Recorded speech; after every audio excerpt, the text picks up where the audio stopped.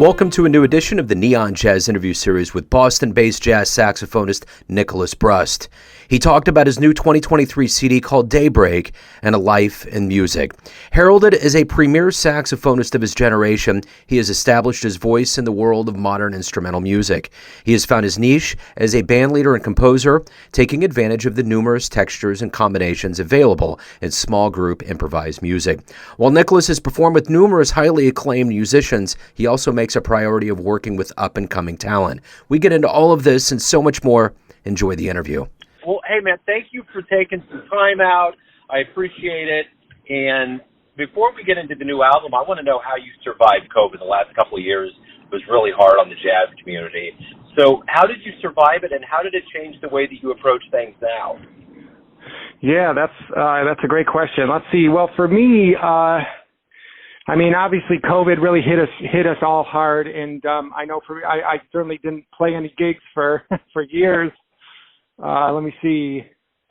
It's funny. The last gig I actually played, as far as creative jazz gigs go, was in Brooklyn with the drummer and pianist from the that I then end up recording with for this album. So, in a way, after COVID, I kind of, I had this memory, and I was like, oh, I want to see what I can make of that. But anyways, getting back to the way I would, survive. So for me, I was, before the pandemic hit, I was teaching at, I had 3 different schools in the New York area, and they were all big commutes. I went up to Westchester, out to New Jersey, and actually 2 schools were in New Jersey. And so that was kind of before the pandemic, it was like my schedule was just really crazy, and I didn't have any spare time. It's basically like commuting, teaching, practicing, writing, occasionally playing with people. And when the pandemic hit, I was actually pretty lucky that my schools transitioned really quickly to virtual teaching, which obviously has its own challenges, but I feel like I was pretty quick to adapt and find things that would work really well via Zoom. And one of the things too was just with the screen share, some stuff like I have Sibelius, and I was, writing stuff out for students became really quick and easy, actually better than in person. So yeah, I was lucky to actually keep teaching and pick up more teaching work throughout the pandemic. And then, in 2021, as things kind of emerged, I was playing regularly with this group that meets at this at Virtuosity Musical Instruments here in Boston. And that was a group of friends that we'd just get together and play every week, and it was like an easy way for me to kind of get back into playing with real people again. So yeah, those were all key elements in my surviving, I think you could call it, the pandemic. Well, and now we have a brand new year, 2023. Daybreak is out. It has to feel good to have new material. So tell me what it feels like to have this out, how you artistically put this project together. It's interesting because it kind of differs from my first project in that this was more of a band. We weren't really able to do shows before. We did a bunch of rehearsals. We did the recording. It was a group that I had played with everybody in the group prior a couple times, and it had profound musical experiences with all of them. I knew that they all have something special on their instrument. They all have a unique voice, something that really, something that really stands out that I know is going to bring something out of my music that I didn't even know was there. It's I'm playing with them, and I'm learning more about my music through them, through playing with them. So let's see, so Lage Lund, I've been following him for a pretty long time. A friend of mine exposed me to his music back in 2008 or 9, I want to say. And I took a couple lessons with him when I was in Brooklyn, and then I know we played a couple times together also. I've always looked up to him. He's always been a big inspiration. I love all of his albums, but especially the album Terrible Animals. I remember he released, I think it was in 2019, I want to say. It was kind of right before the pandemic, and I proceeded to listen to it so many times that it got in the way of me checking other stuff out, actually. I don't know, something about that band sound has kind of redefined to me a little bit, how I think about the music. So I was really thankful that I could get him on the project because he's coming from Norway. And then let's see, so Julia Chen on piano, I played a couple sessions with her, and I'd mainly just seen her on the scene with various people. And I remember getting a session together with her and Gary Kukesi, the drummer, a couple times, and that was really fun. And then that was leading up to that gig we had before the pandemic too. And then Rick Rosato, I played a couple times with him in various formats. I remember having, I had a trio gig at Bar Next Door in the Village, which I think they're not back to having music just yet, but that should reopen soon. So I had, a trio with him, Rick Rosato and Ben Unson. He's the guitarist on my first album. And so I had a lot of great experiences with Rick that way. And I think that pretty much sums it up. That's all of them. Talk to me a little bit about how this jazz journey began for you. Where were you born and raised, and how did jazz resonate and become your life? Yeah, sure. So let's see. I grew up in Rochester. I spent the first 22, 23 years of my life there. So that's kind of like, a small, tight-knit scene. I want to say it might be one of the better scenes that is in New York City if you're staying in the state. And let's see. So the Rochester International Jazz Fest started in, I think, 2001 or 2, which was right around when I was in middle school. So actually it hit me at the right time. And, I'd been playing jazz at the time and I knew about it, and I'd been checking out, some of the vintage recordings, Charlie Parker, Hank Mobley, Sonny Stitt, I think were maybe some of the first, Miles Davis, Jackie McLean, stuff like that. But then, to actually hear stuff live was a huge part of my development. And I think the development and growth of that Rochester Jazz Festival has kind of fueled my growth as an artist. Let's see. So that's middle and high school. And I ended up going to Eastman for undergrad, where I connected with a lot of people I would keep in touch with, including Nick Finzer, he's on the Outside in Music, the label I'm releasing Daybreak with. So here we've come back around with that. And let me see. So and then I ended up moving to Boston in 2010. So that takes us up to that. Right on.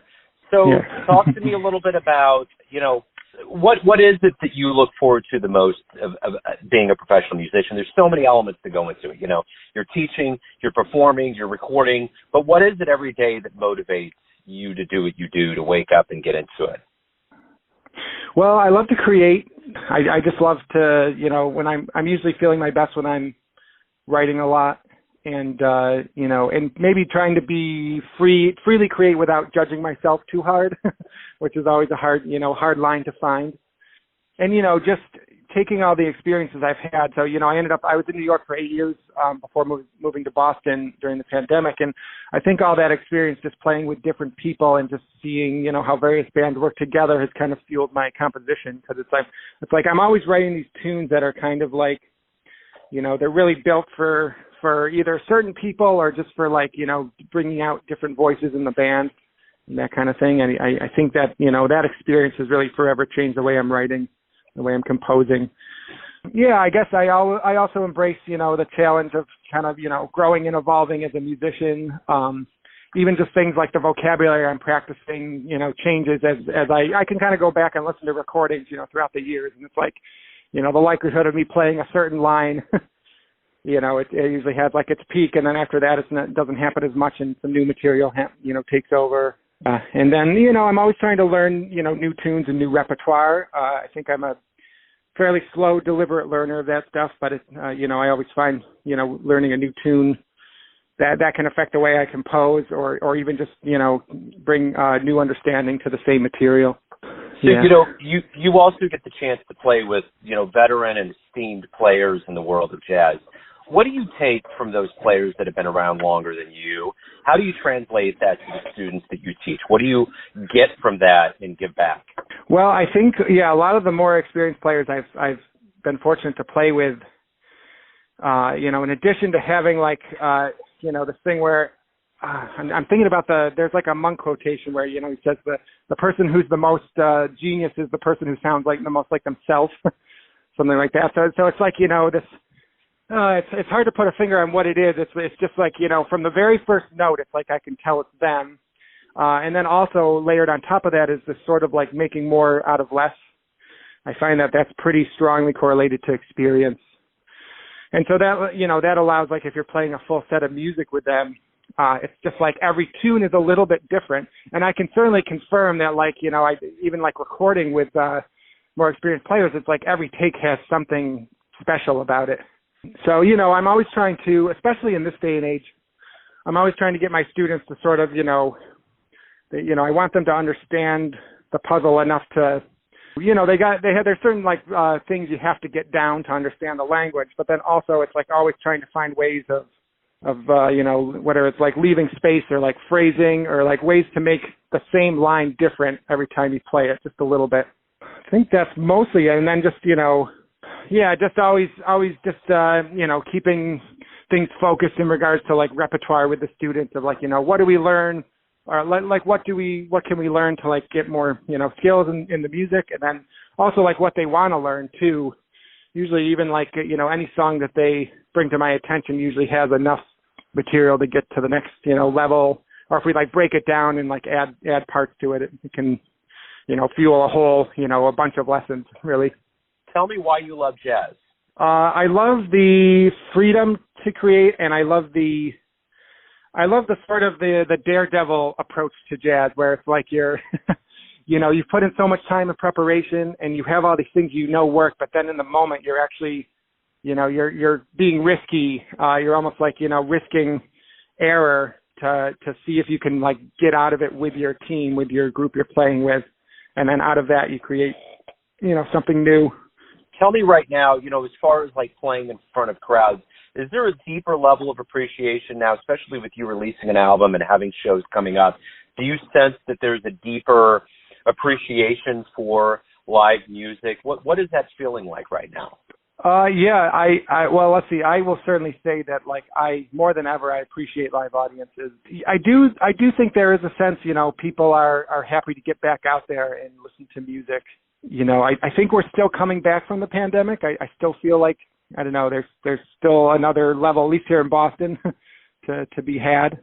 But I definitely feel a very strong appreciation in the community for the music. And you know, we have there's a new club. I forgot the name. It's supposed to be opening here in Boston soon. And you know, I played New Year's Eve. I was playing at Wally's Jazz Club, the historical club here in Boston. And it was just like after every song, the audience was like so engaged. You know, I actually the last time I had gotten that much engagement was definitely prior to the pandemic, I think.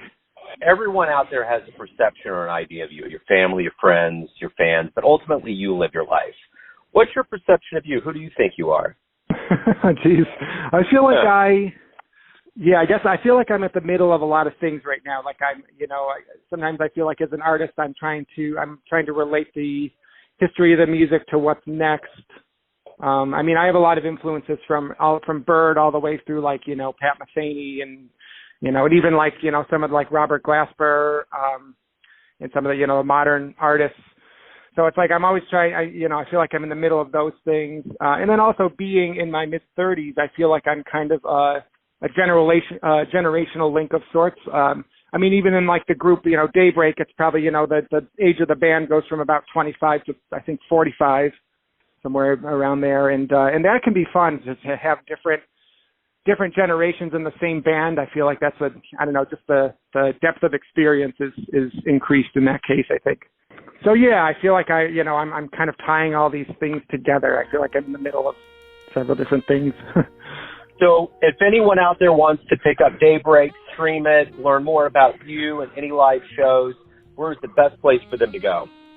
Let's see. I'm going to have it on my Bandcamp. That would be the best place to go. And I think if you just search Nicholas Brust on Bandcamp, I think that comes up. Nicholas, Thank you for taking time out today to talk about the album and your life and music. I appreciate it.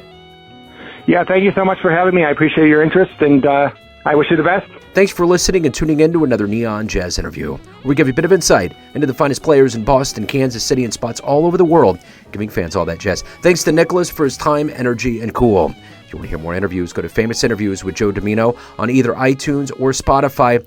Visit neonjazz at youtube.com, and for everything Neon Jazz all the time, go to the neonjazz.blogspot.com. Until next time, enjoy the jazz, my friends.